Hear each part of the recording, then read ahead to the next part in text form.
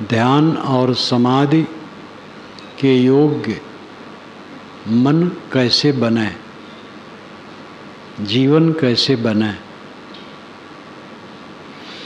इस पर विचार करें।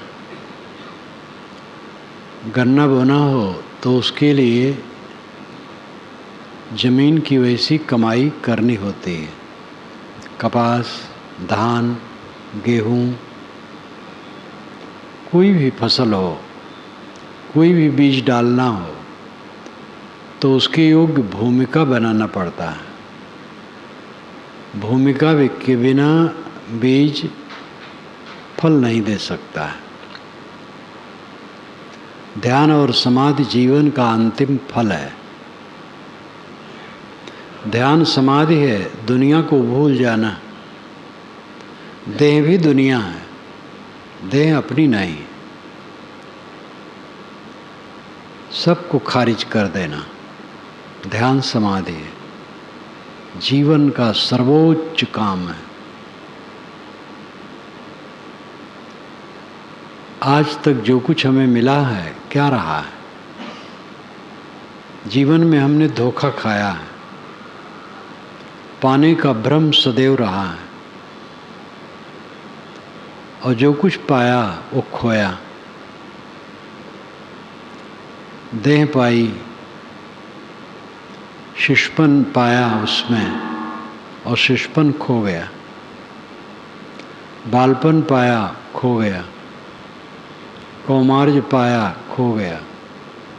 तरुणाई पाई, खो गई। परिपक्व अवस्था पाई, खो गई। बुढ़ापा आ गया, ये भी खो जाएगा। जर्जरता आ जाए, अगर शरीर कुछ दिन रह जाए, जर्जरता आ जाए, वो भी खो जाएगी। मौत आएगी, वो भी खो जाएगी। मौत कुछ है ही नहीं। मौत नाम की कोई वस्तु नहीं है। केवल देह छूट जाएगी। जब देह की यह दशा है तो देह संबंध में उपलब्ध प्राणी, पदार्थ, परिस्थिति, ये सब अपने कहाँ हो सकते हैं? शरीर से लेके पूरा संसार अनात्म है, अनित्य, छूटने वाला है। इनको खो देना विवेक से, समाधि से, ध्यान से जीवन का अंतिम लक्ष्य है। चित्त से उतारे बिना इन्हें निर्भय सुख नहीं पा सकते हो। उसी के अभ्यास के लिए ध्यान और समाधि है।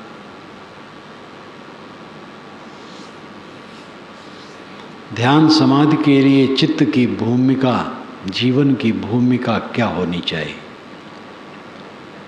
पहले हम जीवन की भूमिका को लें। जीवन में तो सब आ जाता है, लेकिन खास बात है स्थूल क्रिया, स्थूल व्यवहार। जो कलह करेगा वो समाधि में नहीं पहुंचेगा। हम कलह न करें, दूसरा कलह करे तो प्रतिक्रिया न करें। विवाद हम न करें, तू मैं न करें, किसी से भी न करें।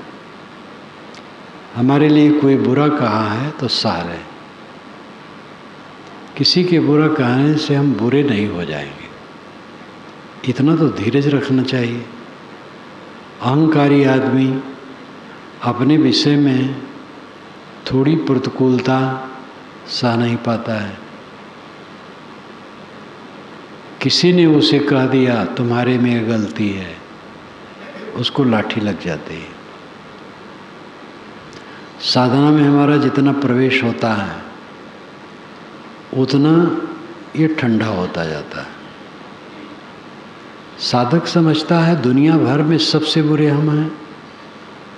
पूरी दुनिया में अगर कोई बुरा है तो मैं हूँ और कोई बुरा नहीं। कबीर हम सबते बुरे हम ते भल सब को, जिन ऐसा कर जानिया मीत हमारा सोए। तो केवल पाठ के लिए नहीं है, आचरण के लिए है। तो मुझे कोई बुरा कह दिया तो चोट क्यों? जब चोट नहीं तो कलह कहाँ, और कलह नहीं तो दुख कहाँ? समाधि में प्रवेश करना चाहते हो तो किसी की बुराई न करो, और मेरी बुराई कोई करे तो मैं सह लूं, निर्विकार भाव से सह लूं। इसकी आवश्यकता है। दूसरे का हक कहीं न मारे, दूसरे की वस्तु अनधिकृत रूप में न ले, बिना उसके दिए।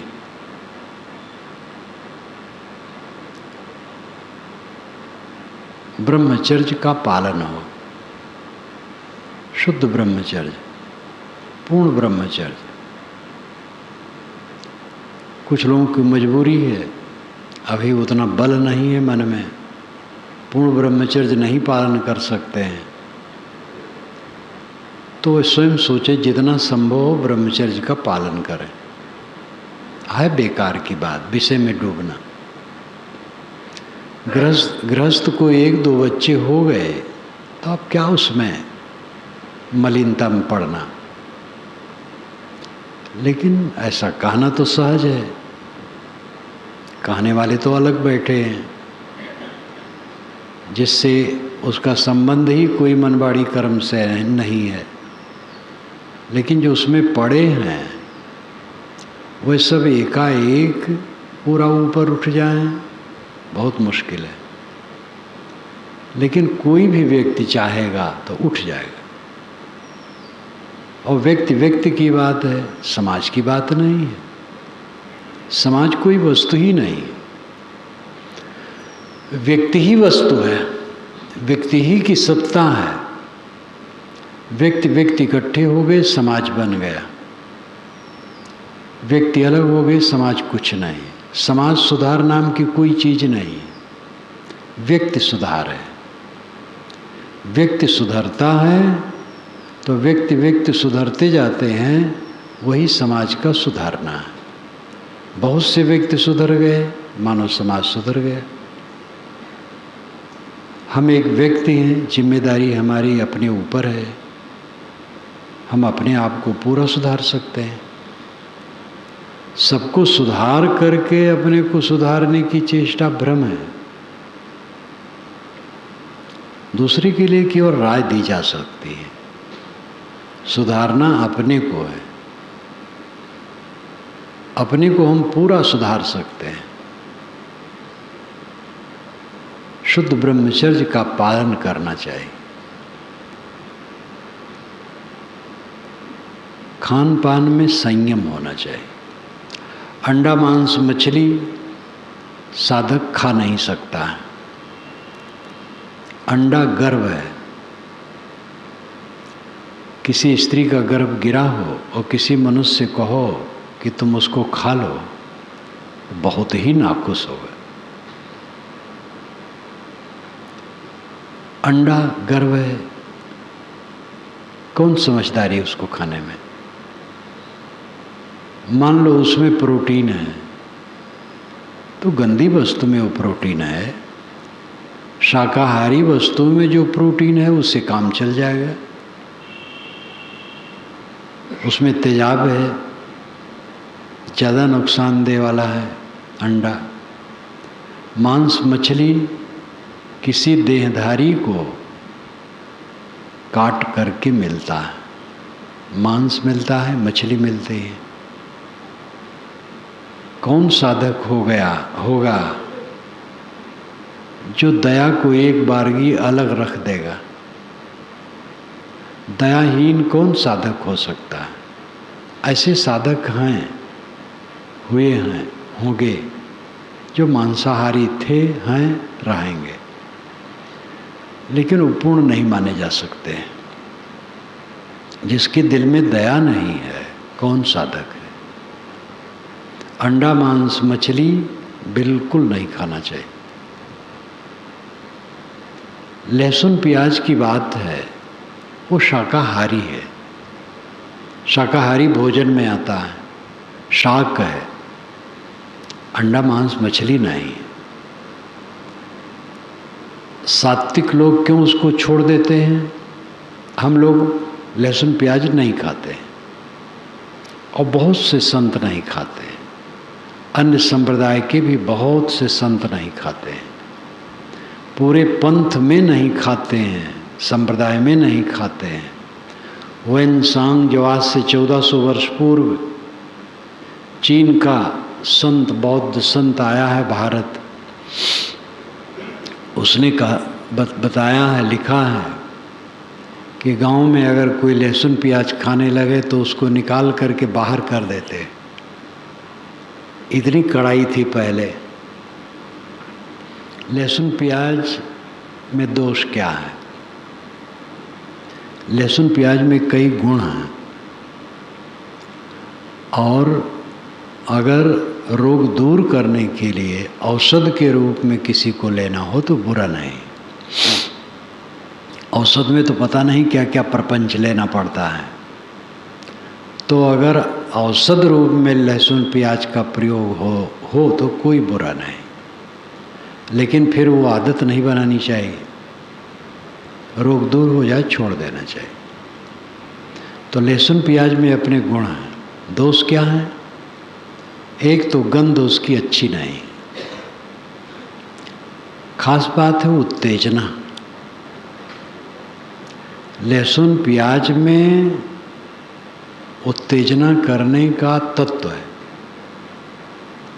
इसलिए संयमशील को लहसुन प्याज नहीं खाना चाहिए।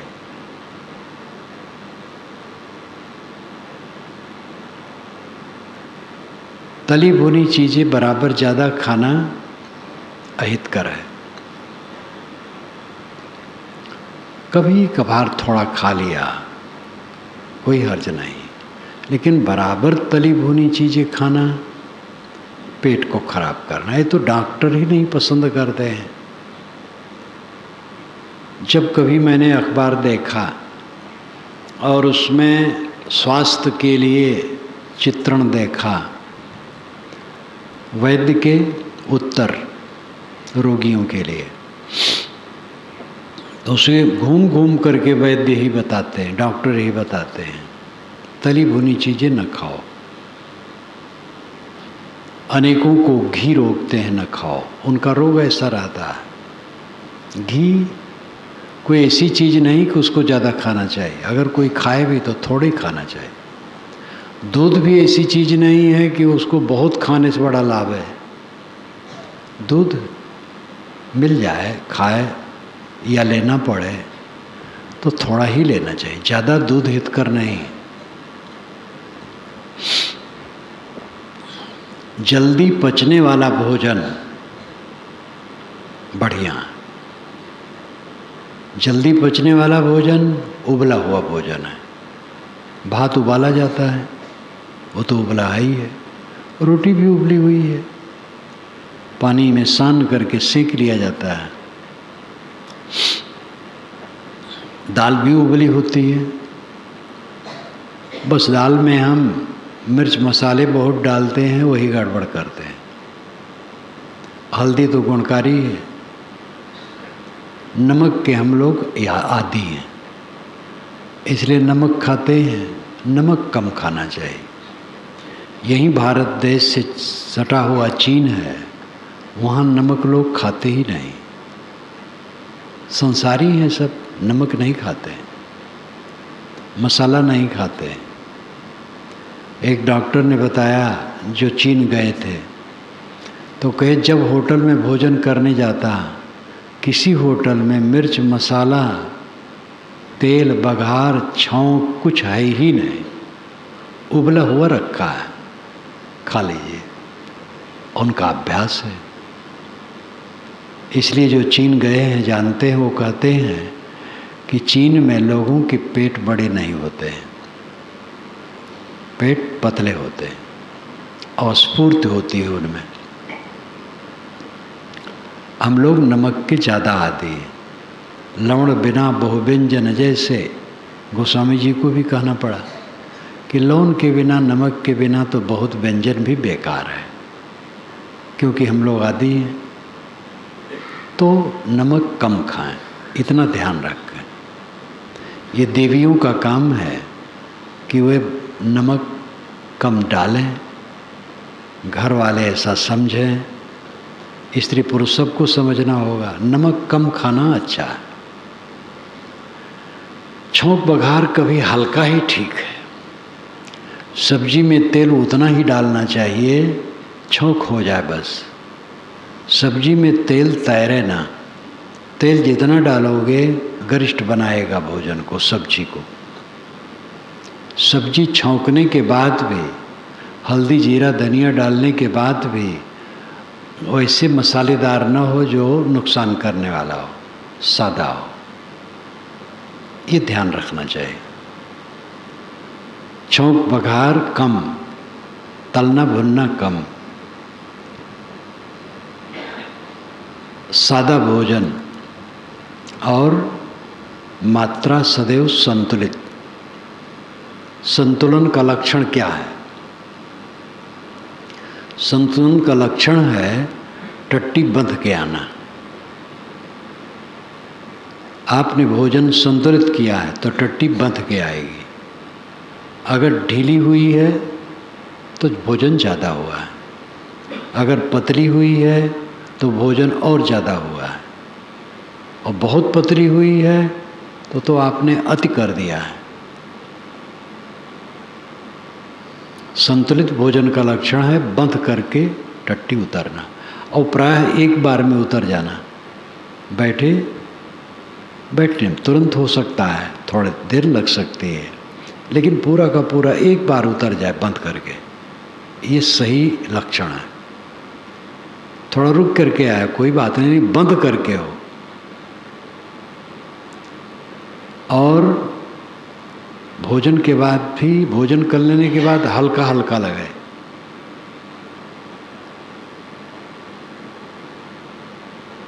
दूसरे मीटिंग में जब भोजन का समय आए, कड़ी भूख लग जाए, तब आपने भोजन ठीक किया था। अब भोजन का टाइम आया और भूख नहीं लगी है या बहुत कम लगी है, तो आपने ज़्यादा भोजन किया है। अगर कम लगी है कुछ न खाओ, नहीं लगी है कुछ न खाओ। अगर कुछ लगी है तो थोड़ा खा लो तो खा लो, नहीं तो न खाओ तो अच्छा है, फिर ठीक हो जाएगा। अपने हाथ में है, ये कोई माया ऊपर से नहीं है, हमारी माया है। और एक खास चीज़ है, इस पर लोग बहुत कम ध्यान देते हैं। प्रवक्ता भी इसको बताने की चेष्टा नहीं करते हैं। भगवान की महिमा, परमात्मा की महिमा, अध्यात्म की महिमा, ये सब कहते हैं, लेकिन ये बुनियादी चीज़ है। संतुलित खाना।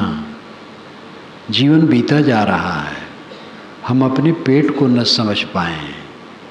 कौन जीवन है, कौन ज्ञान है, कौन बुद्धि है, ये न समझ पाए क्या हमारे लिए खाद्य है, क्या अखाद्य है। शरीर सबका अलग अलग है और सब में गुण धर्म अलग अलग हैं कई बातों में। वही दवाई किसी काम करती, किसी की नहीं करती। एक सर्जन, प्राइवेट सर्जन, जो बहुत दिनों से नेता हैं, विद्वान हैं, उनको एक रोग था, कष्ट, और समझ नहीं पाते थे, खुद को नहीं समझ पाते थे। कई दवाई किए, परहेज किए, कोई फल नहीं। फिर पकड़ में आया दूध। तो दूध और दूध से बनी सारी वस्तुओं को उन्होंने त्याग दिया। अब वो उसके विषय में निरोग हो गए। और जब मिलते हैं तो कहते हैं कि साहब दूध और दूध से बनी सारी चीज़ों का त्याग कर दिया, तो वो रोग नहीं रहा। दूध सबके लिए अहितकर नहीं है, लेकिन उनके लिए अहितकर था। महात्मा गांधी ने लिखा है जो स्वयं अपना डॉक्टर नहीं हो सकता है, कौन आदमी? हर बात में डॉक्टर, हर बात में डॉक्टर। स्वयं डॉक्टर बनो, देखो अपने को किससे नुकसान हो रहा है, परहेज करो। तो क्या हमारे लिए खाद्य है, क्या खाद्य है, ये स्वयं अनुसंधान करना चाहिए। जिससे तकलीफ हो उसको निर्मोह होकर के छोड़ दो, चाहे वो कुछ भी हो। सादा भोजन और संतुलित भोजन। और संतुलित भोजन का लक्षण कि अगले भोजन के समय में कड़ी भूख लग जाए और बंद करके टट्टी आए, फिर देखो कितना बढ़िया हल्का शरीर रहेगा। मोटा शरीर बनाने की चेष्टा कभी मत करो, हल्का रहे। और वैज्ञानिक दृष्टि से तो यह है, जब आप खड़े हो तो सीना ऊंचा हो, पेट नीचा हो, या बैठे भी पेट सीने से पतला हो। प्राय पेट आगे बढ़ जाता है। कुछ लोगों को तो मजबूरी भी है कि उनका शरीर वैसा होता है और उसमें ज़्यादा बढ़ने का चांस रहता है। वही भी कड़ाई करें तो हो सकता है, लेकिन कई को मजबूरी है, उसमें ज़्यादा तप करना पड़ता है। एक भक्त को मैं जानता हूँ, पेट बड़ा था, लेकिन उन्होंने इतना साधा कि पतला हो गया और फिर जीवन भर पतला रहा। लेकिन उन्होंने कठोर तप किया। तप क्या है? ये खाने पीने में सावधानी। तो शरीर का संतुलन बहुत जरूरी है। ये पूरे जीवन के सुख के लिए है, साधना के लिए है। मैंने पहले कहा कलह से बचना। हमारे लिए कोई कटु कहे सह ले, दूसरे को हम कट न कहें। कलह प्रिय न होना, कलह को बचाना। दूसरे पर दोषारोपण करना छोड़ना, दूसरे की बुराई न करना, दूसरे की बुराई की चर्चा न करना। किसी बात में कोई आवश्यक हो, अपने लोगों को सावधान करना हो किसी से, तो वो एक दूसरी बात है, तो प्रचार का विषय नहीं है। कोई अपना व्यक्ति है, सावधान करना है कि देखो ऐसी संगत से बचो, वो बुराई करना नहीं। जिसको हम समझते हैं उसमें बुराई है, वो भी मनुष्य है, और उसमें सब की सब बुराई नहीं है। कोई आदमी सर्वथा बुरा होता ही नहीं है। इसलिए किसी की बुराई से हमें सावधान रहना है बस। उसकी बुराई का प्रचार करना, कहना जगह जगह, ये ठीक नहीं। पर निंदा से बचो, अपनी निंदा को सहो। झगड़ा से बचो, झगड़ा न करो, कलह न करो, विवाद न करो। कोई दुश्मन नहीं।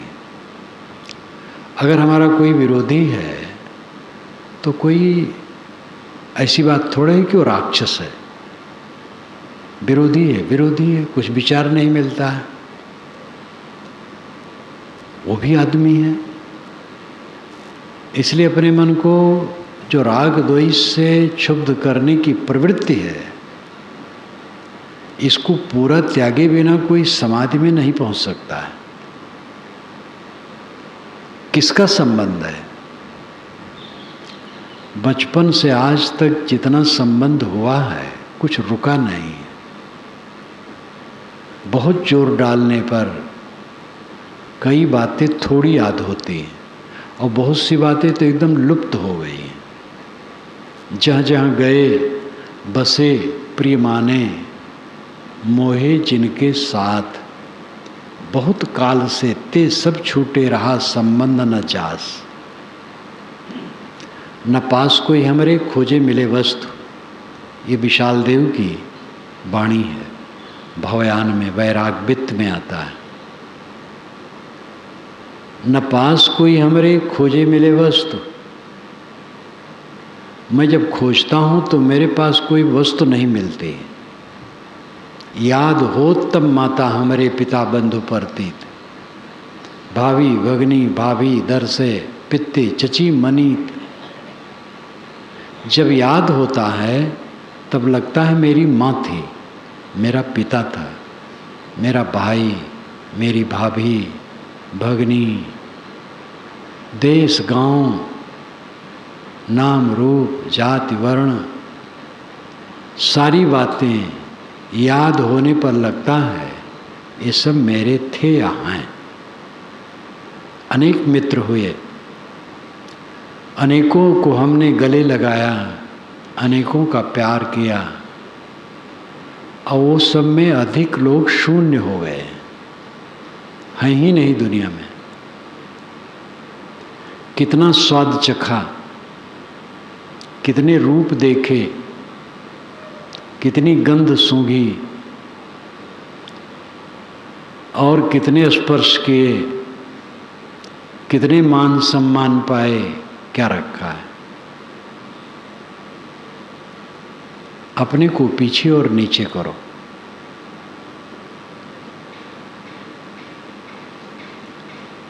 अभी कुछ दिनों से कुछ मित्रों ने मुझे प्रेरित कर दिया लाओ त्से के विषय में। मेरे लिए आग्रह आता रहता, ये पुस्तक लिखो, पुस्तक लिखो, लेकिन मैं ये विचार छोड़ दिया हूँ। महाभारत पर काम करो, पुराणों पर काम करो, अन्य 5 शास्त्रों पर करो। आपने योग दर्शन पर तो कर दिया, लेकिन अन्य 5 शास्त्र बचे हैं। लेकिन ये सब करने का विचार नहीं। ये छोटा काम है। कुल 81 चैप्टर है, छोटे छोटे। एक चैप्टर में 10, 15, 5, 8 पंक्तियाँ, बहुत मार्मिक है। जब मैंने कन्फ्यूशियस को लिखा था, कन्फ्यूशियस और लाओ त्से आज से 2500 वर्ष पूर्व चीन के महापुरुष हुए हैं। कन्फ्यूशियस राजकाज को लेकर के दुनिया को सुधारना चाहता था, और लाओ त्से स्वयं सम्राट के, लेखागार के बड़े अफसर थे, लेकिन उन्होंने छोड़ करके एकांत साधना शुरू कर दिया था। लाओ त्से कन्फ्यूशियस से 50 वर्ष बड़े थे। कन्फ्यूशियस को मैंने लिखा, उसी में लाओ त्से की चर्चा पाई, और चर्चा जो थोड़ी पाई, लगा कि बड़ा फक्कड़ संत था। मैं लाओ त्से पर भी लिखना चाहा, लेकिन सामग्री नहीं मिली। तो लाओ त्से को जानता था। इधर 2 महीने से ऐसा संपर्क पड़ा, कुछ मित्रों ने प्रेरित किया, तो मैंने यहाँ आकर के अपने साथियों को लगाया। 2 पुस्तकें मुझे इलाहाबाद सिविल लाइंस में मिले, अमेरिका से छपे। फिर नेहरू विश्वविद्यालय से एक फ़ोटोकॉपी मंगवाई, नेशनल लाइब्रेरी कलकत्ता से भी उपलब्ध हुई। मेरे पास करीब 5 उसके मूल मिल गए हैं। चीनी भाषा में है, उसको हम समझ नहीं सकते, इंग्लिश अनुवाद है, तो इंग्लिश वाला से काम किया जा रहा है। वो महापुरुष ऐसा है, अद्भुत है, उसका कथन अद्भुत है, पहेलियाँ हैं, गूढ़ता है, सरलता है।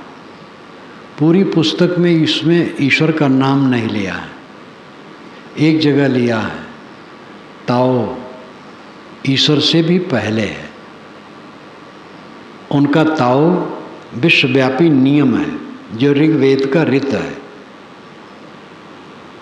पूरी पुस्तक अभी पढ़ा, 2 बार मैंने एक इंग्लिश अनुवाद 2 बार पढ़ा, और अन्य इंग्लिश अनुवाद भी थोड़ा थोड़ा देखा। वो कहता है प्रेम, पर्याप्तता और पीछे रखना मैंने सीखा। सबसे प्रेम और पर्याप्तता जो है बहुत है, झोपड़ी में बैठे हैं बहुत है, महल में बैठे हैं बहुत है, सड़क पर हैं बहुत है, उसकी व्याख्या ही होगी पर्याप्तता। जो प्राप्त है बहुत है, ऐसा जो सोचेगा उसको क्या दुख होगा। और पीछे, अपने को पीछे करो। लोग बैठे हैं, जहाँ लोग जूता खड़ाऊ उतारते हैं वहाँ हम खड़े हो जाएं, तो वहाँ से पीछे हमें और कौन करेगा।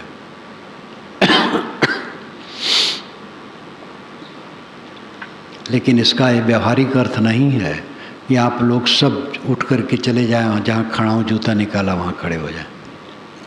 अर्थ है अपने मन को ऐसा रखे कि हम पीछे और नीचे हैं, कभी भी आगे होने की चेष्टा न करें। मजबूरी से आगे होना पड़े लेकिन मन पीछे रहे। सदैव अपने को पीछे और नीचे करने की चेष्टा रखें, अपने को चमकाने की चेष्टा न करें, अपने को पीछे रखें। बाहर से धूमिल लगे अच्छा है। उस महापुरुष की वाणी ऐसी अद्भुत है, बीज बराबर कबीर की याद आती है। एक बहुत बड़े चिंतक ने एक जगह लिखा है, लाओ त्से को कबीर समझे। दोनों में 2000 वर्ष का अंतर था। आज से 600 वर्ष पूर्व कबीर साहब हुए और लाओ त्से आज से 2600 वर्ष पूर्व हुए। लेकिन पद पद में मुझे कबीर की याद आती है। उसमें बारंबार वो महापुरुष अपनी तरफ लौटने का कहता है, इतना न भरो कि छलक जाए, छलकने के पहले भरना बंद कर दो। सूत्र रूप में है, लौकिक उन्नत के पीछे बहुत पड़े, बहुत हो जाए, बहुत हो जाए, निश्चित है नष्ट हो जाओगे। थोड़ा समय है, बढ़ाते बढ़ाते दुनिया की चीज़ उसी में मरने का समय आ जाएगा। आत्मक काम कब करोगे? चाहिए आपको क्या? भूख लगने पर थोड़ा भोजन, तन ढकने के लिए कुछ कपड़े, सोने के लिए थोड़ी जगह, और मन का दुनिया से मुक्त रहना। क्योंकि दुनिया छोड़नी है आजकल में, ये छूट जाएगी, छूट गई है ऐसा समझो। छूटने के पहले मन सबसे छूट जाए। इस समाधि के लिए, शांति के लिए जीवन का सब काम है। तो धन बढ़ाते बढ़ाते, प्रतिष्ठा बढ़ाते बढ़ाते, लोगों का परिचय बढ़ाते बढ़ाते अपने को खो दिए। मुझे याद है जिस वर्ष मैंने गृह त्याग किया था, तो उसके पहले 3 वर्ष मैं गुरु जी के संपर्क में घर में रहते हुए रहा। आता जाता था, वर्षा में आया, और न तो कोई टेलीफोन का संबंध था उस समय, न कोई मोबाइल था, न कुछ था। बस यही जानता था गुरु जी होंगे ही। आया, कुआं पर पहुंचा, पैर धोया, निर्बंध साहब बैठे थे, बंदगी गई। तो कहे गुरु जी तो अभी नहीं हैं। तो मन बड़ा उदास हुआ। कहे लेकिन आने वाले हैं। तो खुश हुआ। एक साधु खड़े थे, उन्होंने मुझसे कहा, मेरे आपके यहाँ आने वाला हूँ लेकिन परिचय नहीं है, सुनता हूँ आपको, परिचय नहीं है इसलिए नहीं आया। तो निर्बंध साहब ने कहा, जहाँ से परिचय प्राप्त करना है वहाँ प्राप्त करो। बस इतना ही कहा। उनको डांटा एक प्रकार से। भक्तों से परिचय बढ़ाने के चक्कर में पड़े हो। कितने साधु हैं, भक्त जब मिलेंगे तो उनका फ़ोन लिखेंगे, पता लिखेंगे, जबरदस्ती वहाँ पहुँचने के लिए। परिचय अपने से प्राप्त करो। श्री निर्बंध साहब हमारे बड़े गुरु भाई थे, नहीं रहे। 2 गुरु भाई बचे हैं, निहाल साहब, श्री निहाल साहब बढ़ारा में हैं, और श्री विमल साहब यही मौजूद हैं। ये 2 बचे हैं हमारे बड़े गुरु भाई। निर्बंध साहब और बड़े थे और पुराने थे, वो नहीं रहे। तो उन्होंने कहा कि जहाँ से परिचय प्राप्त करना है वहाँ परिचय प्राप्त करो, परिचय अपने से करो, ये तो सब खो जाने वाला है। अब तुम भरते जा रहे हो, भरते जा रहे हो, भरते जा रहे हो, छलकेगा, तुम्हारा पतन होगा। छलकने के पहले बंद करो भरना। बहुत विकास, बहुत विकास, हाथ पैर मार रहे हो बाहर और अपने को खो रहे हो। बाहर का विकास, अपने को ह्रास करना, हरास, खोना है। अपना काम करो, कल्याण का काम करो। तो लाओत्से की बात जब पढ़ता हूँ, कबीर साहब का प्रमाण जगह जगह आता है।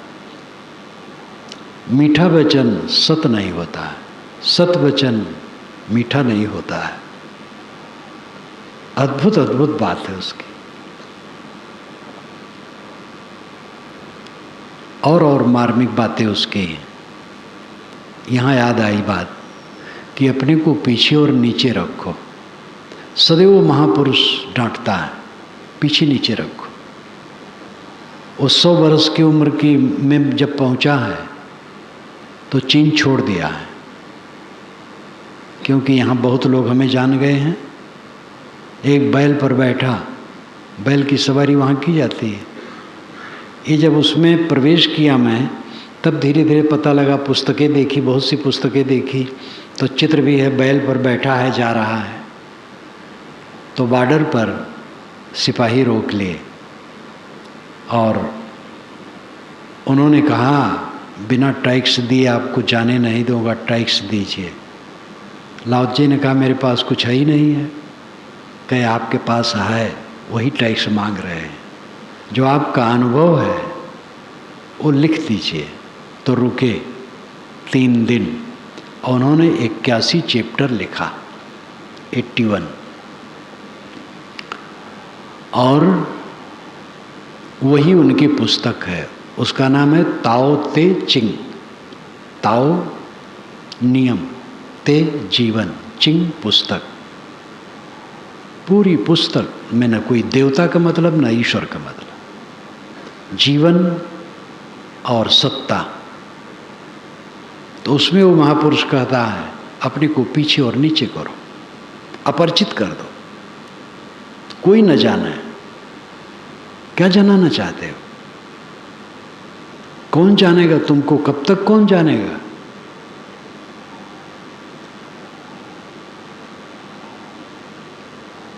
समाधि के लिए मन की जमीन बनेगी जब अपने को खो दो। आपा खोया हरि मिला। जब आपा खो तब हरि मिलेगा। तो हरि कोई अलग थोड़े मिलना है, हरि आप स्वयं है। जहाँ आपा तहाँ आपदा, जहाँ संशय तहाँ शोक। जो माने हो आपा, उसको खो दो, तब वो दशा आएगी। अहंकार दूर करो, ममता दूर करो, कलह रहित हो जाओ, विवाद रहित हो जाओ। सबकी सह लो, सुन लो, सह लो, विवाद न करो, क्षमा कर दो, गम खाओ, संतोष करो। तब समाधि की भूमिका बनेगी।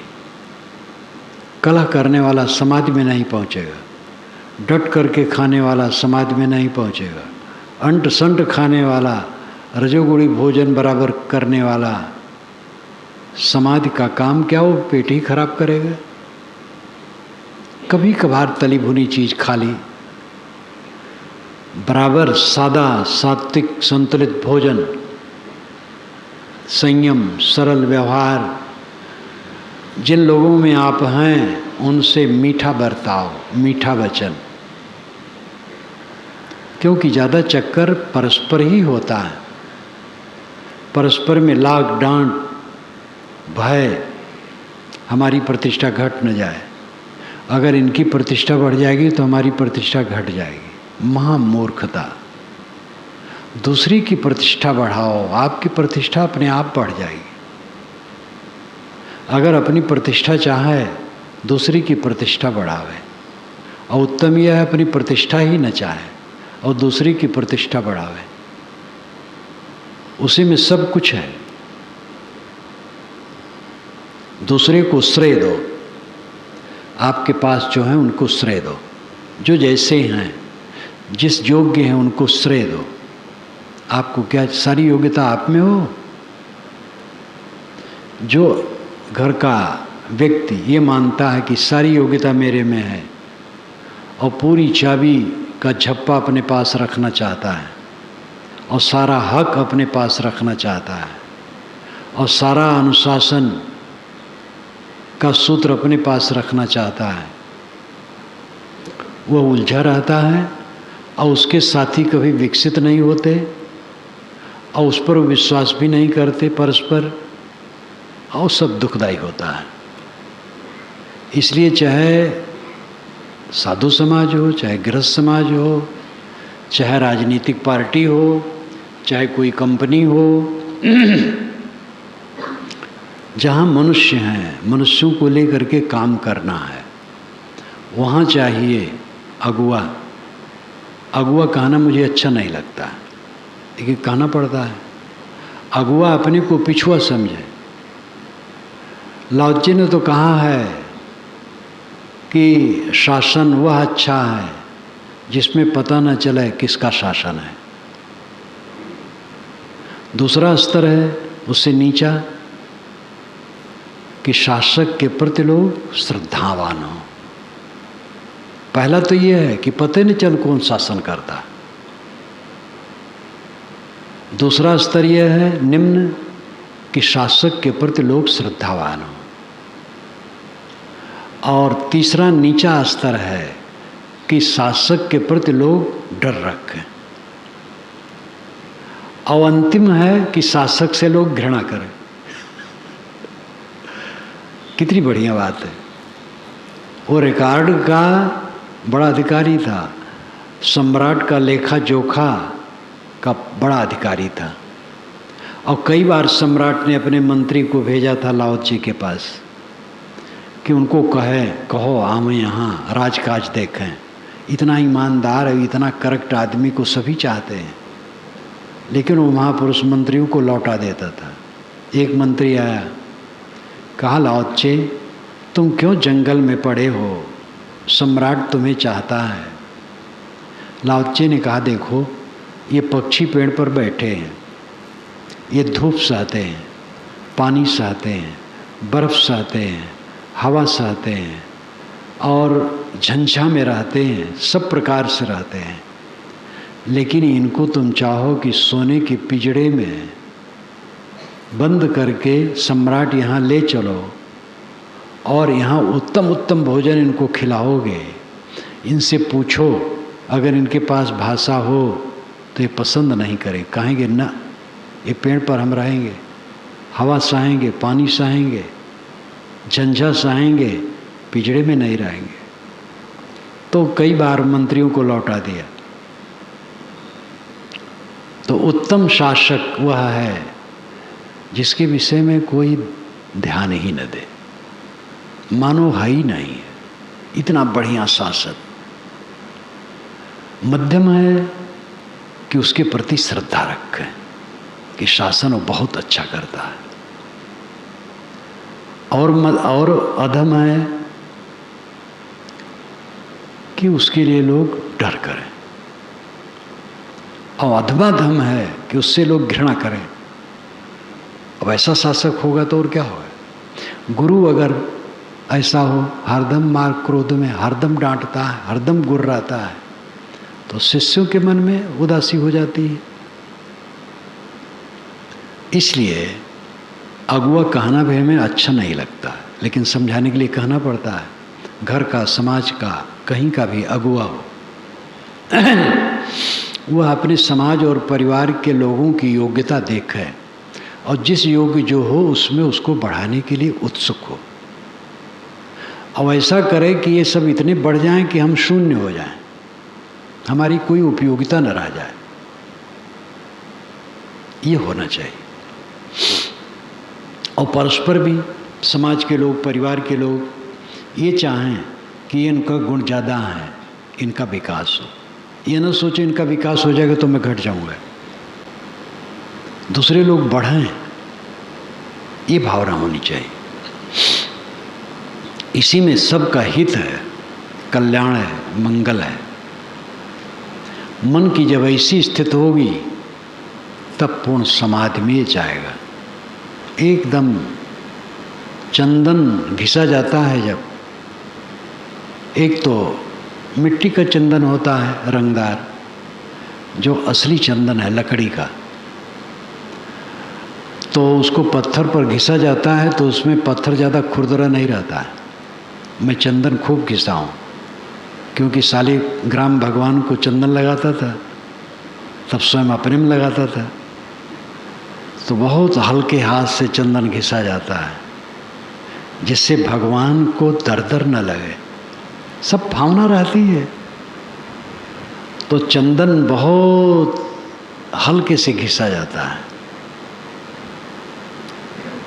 मन अपना हल्के से घिसा हुआ चंदन की तरह बन जाए, तब समाधि में प्रवेश करेगा, समाधि में डूबेगा, परम शांति मिलेगी। ये काम सब करो, समाधि और ध्यान की भूमिका बनाओ, इसमें हानि नहीं होगी, लाभ होगा। कुछ लोग मानते हैं ऐसे हो जाएंगे तो हम निकम्मे हो जाएंगे, हमारे ऊपर लोग चढ़ बैठेंगे, इतना ढील ढाल हो जाएंगे। ये ढील ढाल होना है, ये तो सशक्त होना है। गांधी जी ने कहा, वीर व्यक्ति अहिंसा का पालन कर सकता है, कायर व्यक्ति अहिंसा का पालन नहीं कर सकता। वीर व्यक्ति, लाओ त्से ने कहा है, पहले हमला करने वाला हारता है, पहले हमला न करो।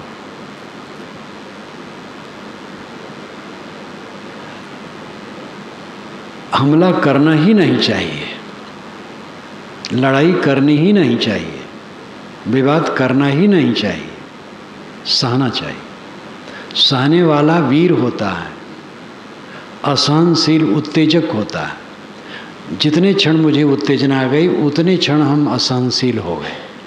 हम बहुत सहनशील हैं, लेकिन अगर क्षण मात्र के लिए उत्तेजना आ गई तो उतनी तो त्रुटि रही है, वो हमारी त्रुटि है, आ जाती है, लेकिन है त्रुटि। ये अपनी कसर को देखा। ईंधन रहित आग के समान शांत हो जाना,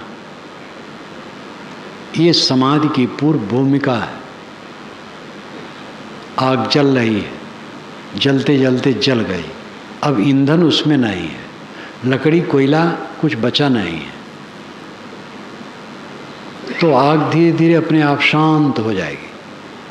अब अगर उसमें ईंधन फिर पड़ा तो धधक पड़ेगा। हमारी आग अनादित काल से जल रही है, ये स्वीकारना चाहिए, समझना चाहिए, तौहीनी नहीं है। आग में न होते तो ये कूड़ा कचरा शरीर क्यों लेकर के घूमते?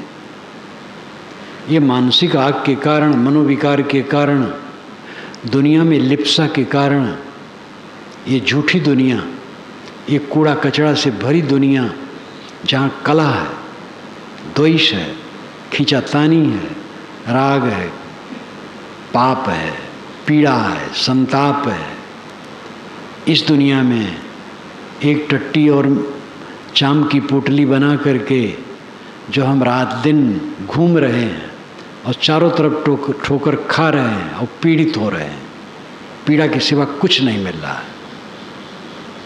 ऐसी दुनिया में आने का हेतु क्या है? इसकी लिप्सा, इसका मोह, उसका मूल क्या है? अविद्या, भ्रम, अज्ञान। और इस अज्ञान के बिना हम यहाँ नहीं आए। क्या कैसा अहंकार है? देह धरे हैं, पाप धरे हैं, अहंकार कैसा? हम कौन संत हैं? वैराग्य है हमारे। कौन सा वैराग्य है? इसमें अभिमान क्या है? फोड़ा है आपको, आप उस पर दवाई लगा रहे हैं, तो दवाई लगाने का अभिमान कैसा है? राग है, इसलिए जल रहे हैं। अब समझ में बात आई, तो राग को मिटाने के लिए प्रयास कर रहे हैं, वही वैराग है। उसमें अहंकार कैसा है? अगर हमारे वैराग्य है तो पुजाने के लिए है, मेरे पैर पूजे इसीलिए वैराग है। कितने वेशधारी भटकते हैं, समझते हैं हम पुजाने के लिए वेश धरे हैं, और इसीलिए पुजाने के लिए वेश बहुत लोग धर लेते हैं।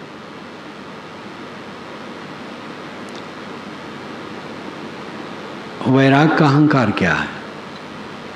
राग तो पाप है और उस पाप को हम काट रहे हैं। वैरागवान कौन हो गए हम? बड़े कौन हो गए? अपने पाप को धो रहे हैं। राग जो पाप है उसको धो रहे हैं, उसी को दूसरे भाषा में कह दिया वैराग। और ऐसा काम करने वाले कह दिया वैरागवान, तो कम से कम अपने लिए तो ये नहीं समझना चाहिए, दूसरे संत के लिए समझना चाहिए वो वैरागवान है, उनकी शरण में रहने से कल्याण है, ये ठीक है। हम वैरागवान हैं। ऐसे ऐसे भी महात्मा मिलते हैं, महाराज अभी पूजा हुई है तो दूसरे संत की अपेक्षा मुझे कम हुई है, और महाराज मैं 50 वर्ष का वैरागी हूँ, तुम एको दिन का वैरागी नहीं हो। हुई होगी, किसी की योग्यता ज़्यादा रही होगी, पूजा करने वाले ने उसको ज़्यादा किया होगा, इसको तो सोचो भी मत।